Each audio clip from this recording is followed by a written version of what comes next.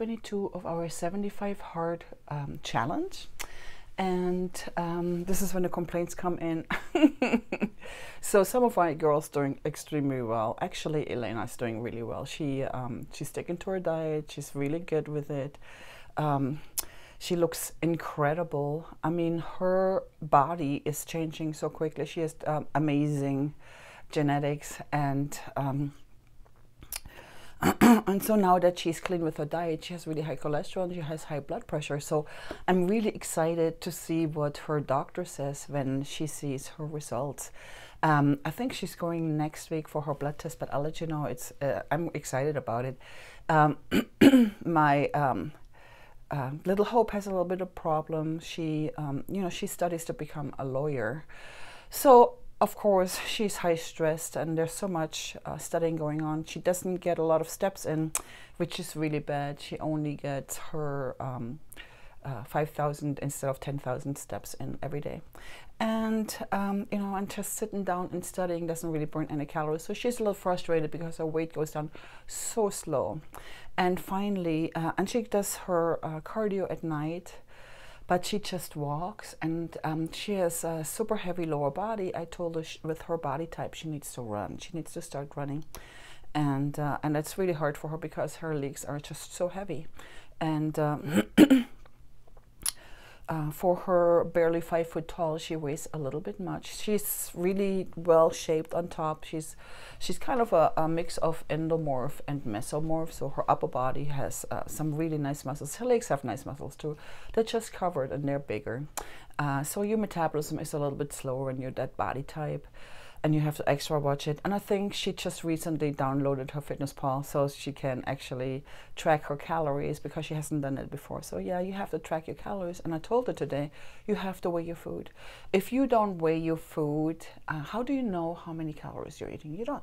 So you need to do that. And because then you also find out what your maintenance calories are. You're eating a certain amount of calories and your body stays stagnant. That's your maintenance calories. And from there, you're going to have to deduct. And I told her already, my FitnessPal will tell you that you can, if you put in your exercises, you can have more calories. I'm like, no, you have to be in a calorie deficit. Don't listen to anybody on Instagram. It's usually young men that tell you that you can eat whatever you want as long as you work out. No, that's not true. You need to be in a calorie deficit in order to lose weight. So I'll see if she's doing it.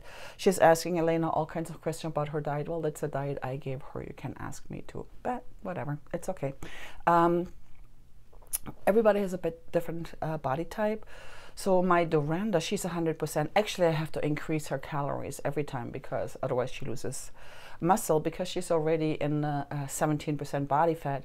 And the lower you are in body fat, your body really doesn't have anything to feed off anymore, and then it attacks your muscle. So I just recently increased her calorie intake because she wants to get a little bit bigger legs also. So we're gonna have to eat a little bit more carbohydrates. And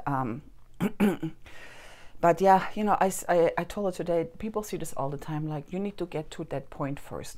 When I used to train Christina for her competitions, she would eat 2,000 or more calories. I would put her on a high calorie because she was so lean already, and we're just trying to build muscle. And and I remember LVSE had a commercial with her, and she says, yeah, I also have a trainer and a nutritionist. Her name is Claudia, and I'm eating a well-balanced 2,000 calorie diet, And I remember one of my ladies who was 20 years older than her and higher body fat. She said, I don't eat 2,000 calories. Maybe I need to up my calories. I'm like, no. You need to get to that point of body fat first for your metabolism to actually metabolize all these calories. If you do it before, you're just going to get fat. So don't do it before. So see if you can lean out, lose your body fat, and then you can increase your calories. And it always also depends on exercise expenditure, energy expenditure. The more energy output, the more you can eat. And if you don't put out a lot of, if you're just studying all day and you're sitting on your butt, you don't really burn calories. Your brain utilizes calories anyway, but it's not going to increase much only because you're studying. So you have to do something else. And Amelia, She's just always on a bad diet. I mean, the only reason why she stays lean is because she works out and she teaches dance fit. And she's good a couple of days and then she's bad one day. She hasn't joined our 75 hard competition, but she wants to compete in June. But if she doesn't regulate her eating, she's not going to compete in June. She looks really good, but she needs to be leaner. She needs to lose some of the fluff, and you know, and we all have problems. But what did I want to say? Well, anyway, so she looks incredible. Most of these girls look really good. It's just there needs to be an extra step taken if you want to compete.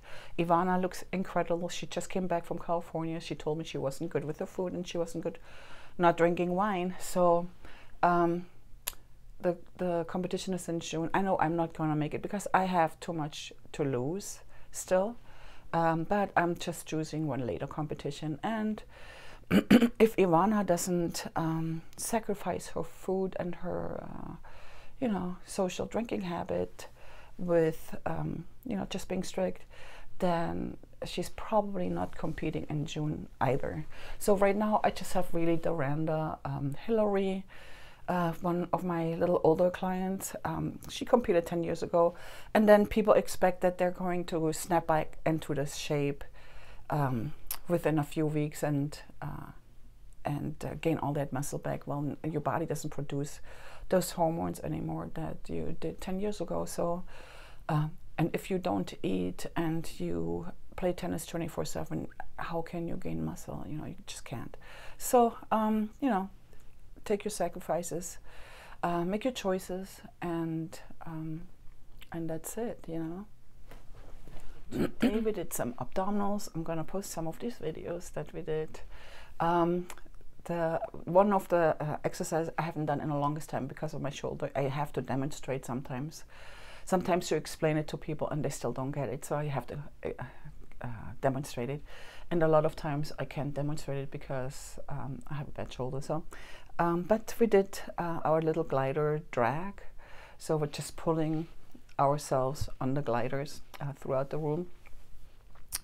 And I had to have 3 stations. I invited one of my early morning clients, Susan, and she has to have shoulder surgery, so she can't really move her arms much. And so right now she can only do legs and probably abs. So I invited her to join us for abdominals this morning. And of course, everything had to be without weights. And so, you know, it had to be really creative. And so I had 3 stations this morning. Mostly, one station was mostly for things that Susan can do, and yeah, and then I have to watch over them because, and we're upstairs in the stretching area. I have to watch over them because sometimes if I walk away from one station, there's too much talking and not a lot of working out. But otherwise, we had really fun. So enjoy this video. I'm posting a little bit about it, and I hope you have a wonderful weekend. Thank you.